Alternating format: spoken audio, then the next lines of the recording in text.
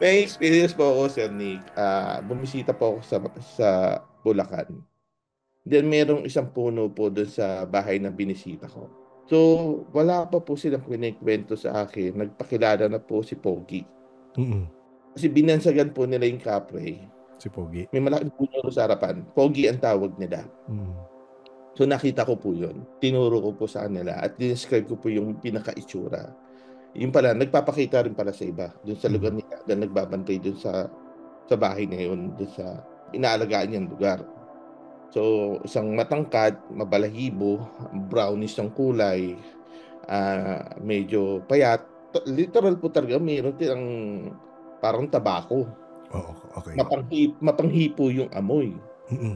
And then, may nangyari rin po sa akin na parang nagkaroon ng pulong-pulong. Mm. Para nakarating po ako sa mundo po nila. Okay. Dinala po ako ni Pogi doon sa kanilang parang tambayan, no? Malaking puno Mm. na parang balete po ang itsura eh. Yung Oo. marami kung ano parang nakalawit. Oo. Nung nakapasok po ako doon ko po nakilala yung mga kagaya ni Juan. Minsan po ako po ang nagbibigay sa kanila ng pangalan. Pangalan. Opo, oo. Kasi wala po sila mga pangalan po talaga. Oo. Na-meet ko si Juan, si Pedro, si Pogi. Nandyan din po yung isang malaking kapre na matanda na malaki ang tiyan. As in matanda siya na usual na parang tao po Oo, na oo. kapal ng balahibo, mahaba po yung buhok, na ang laki-laki po, sobrang laki. Ayun, usap-usap lang sila ng kwento-kwentuhan, tapos nakita nila sa akin yung iba yung spiritual ko.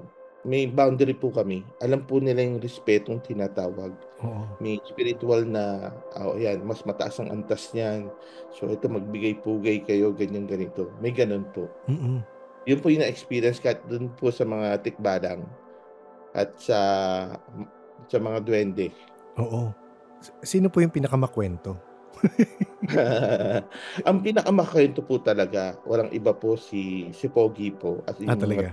opo, at saka siya po yung nagsusumbong kadalasan Oo. na yung taong yun may engkanto ron o may masamang elemento po yung taong yun. May mga ganung moment po.